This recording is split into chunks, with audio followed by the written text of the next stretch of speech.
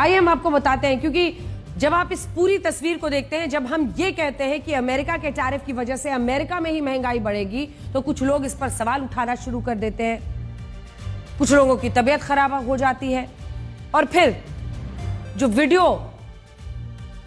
कटवा गैंग है वो अपनी अपनी तरीके से अलग अलग जगहों पर सक्रिय हो जाता है।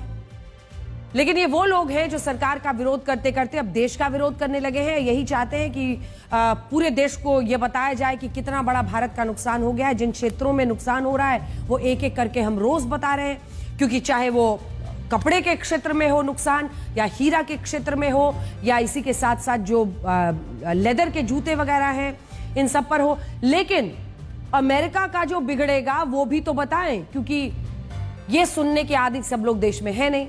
आज आप इस मुद्दे पर खुद अमेरिका के लोगों की ही राय देखिए।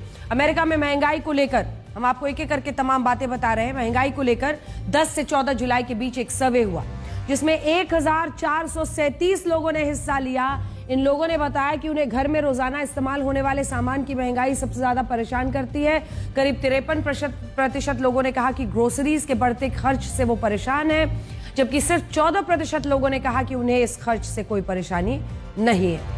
राष्ट्रपति ट्रंप के टैरिफ से यही ग्रोसरीज अगले 3 महीनों में 10 से 15% महंगी हो सकती है, और इससे आप खुद अंदाजा लगा सकते हैं कि अमेरिका में महंगाई का कितना बड़ा विस्फोट होने वाला है। टैरिफ की नई दरें लागू होने से पहले जून 2025 में अमेरिका में बिकने वाला सामान पिछले साल के मुकाबले 2.7% महंगा हो चुका है, और यह महंगाई 4% आंकड़े तक भी पहुंच सकती है।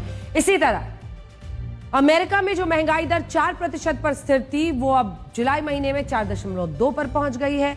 अनुमान है कि टैरिफ की वजह से और इजाफा हो सकता है। हालांकि अमेरिका का आयात घटने से उसकी जीडीपी पर इसका ज्यादा असर नहीं दिख रहा, और इसके पीछे राष्ट्रपति ट्रंप की खास रणनीति है, जिसे दुनिया में ट्रंप की वसूली का भी नाम दिया जा रहा है। टैरिफ के भरोसे ही वो पूरे देश की इकोनॉमी को जिंदा रखना चाहते हैं। हालांकि सिक्के की तरह इस विवाद का भी एक और पहलू है, और वो पहलू यह है कि राष्ट्रपति ट्रंप ने टैरिफ के मुद्दे पर दुनिया को 2 हिस्सों में बांट दिया है। एक तरफ वो देश है जो राष्ट्रपति ट्रंप के सामने झुकने से इनकार कर रहे हैं, और दूसरे वो देश हैं जो किसी भी कीमत पर अमेरिका को नाराज नहीं करना चाहते, और ऐसे ही देशों को राष्ट्रपति ट्रंप अपनी ढाल बना रहे हैं। राष्ट्रपति ट्रंप इन देशों से ये कह रहे हैं कि अगर वो अमेरिका में निवेश करने के लिए तैयार होते हैं तो इन देशों का टैरिफ की दरों में खास छूट यानी स्पेशल डिस्काउंट दिया जाएगा।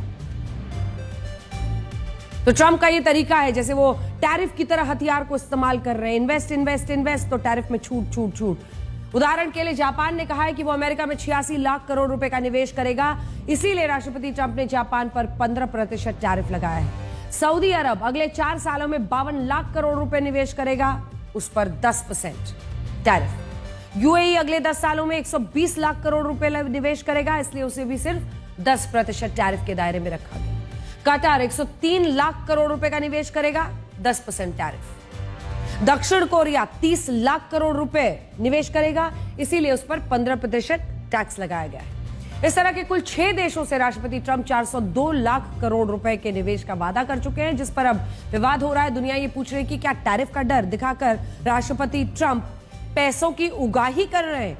ये बात इसलिए भी कह रहे हैं क्योंकि इसी टैरिफ से बचने के लिए अमेरिका की एप्पल, जो एनविडिया है, और जॉनसन एंड जॉनसन जैसी कंपनियों से राष्ट्रपति ट्रंप ने 147 लाख करोड़ रुपए के निवेश की डील साइन की। यानी डोनाल्ड ट्रंप हैं तो अमेरिका के राष्ट्रपति, लेकिन वो एक उद्योगपति की तरह पूरी दुनिया के साथ डील कर रहे हैं। इसके पीछे उनकी एक रणनीति भी है, और टैरिफ को वो न सिर्फ एक पॉलिटिकल हथियार के तौर पर बल्कि आर्थिक हथियार के तौर पर भी इस्तेमाल कर रहे हैं। रणनीति ये है कि अगर टैरिफ की दुनिया में युद्ध की स्थिति बनती है तो ऐसे हालात में ये सारे देश अमेरिका का समर्थन करेंगे, और इसका कारण यह है कि इन देशों के लाखों करोड़ों रुपए अमेरिका के बाजार में दांव पर लगे होंगे।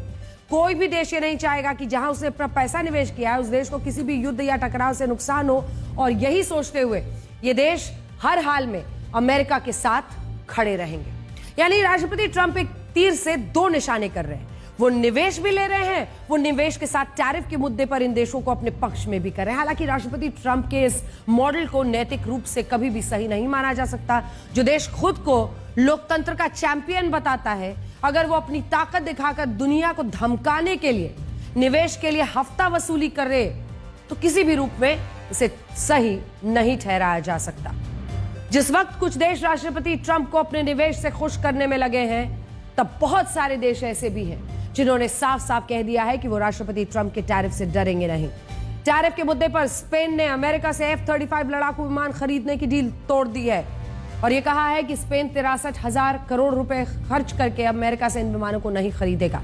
अब उसका अगला कदम क्या होता है, इसके लिए इंतजार करना होगा। लेकिन ऐसा ही एक और देश स्विट्जरलैंड, जिस पर जबरदस्त टैरिफ लगाया, लगभग 34% के आसपास टैरिफ अमेरिका ने लगाया, उसने भी कहा है कि वो अमेरिका से 5th जनरेशन के जो 36 लड़ाकू विमान F-35A खरीद रहा था। उसने अमेरिका के साथ 78,000 करोड़ रुपए की डील की थी। तब उस डील पर दोबारा से विचार होगा और संभव है कि स्विट्जरलैंड भी इस डील को रद्द कर दे। कनाडा ने भी इसी सीरीज के 88 लड़ाकू विमानों की खरीद को होल्ड पर डाल दिया है और अगर यह डील रद्द होती है तो इससे अमेरिका को 1,12,000 करोड़ रुपए का नुकसान होगा। पोर्चुगल 52,000 करोड़ रुपए में F-35 लड़ाकू विमान खरीदने वाला था और जर्मनी में इस पर विचार चल रहा था, लेकिन अब इन देशों ने भी टैरिफ के मुद्दे पर अमेरिका को सबक सिखाने के लिए उसके साथ हुए रक्षा सौदों को रद्द कर दिया या ठंडे बस्ते में डाल दिया है। 2020 से 2024 के बीच अमेरिका हथियार बेचने वाला दुनिया का सबसे बड़ा देश था और इन्हीं हथियारों ने अमेरिका को दुनिया की महाशक्ति बनाया। लेकिन अब दुनिया के कई देश अमेरिका के इसी हथियारों के निर्यात पर चोट कर रहे हैं। अमेरिका को भारी नुकसान हो सकता है।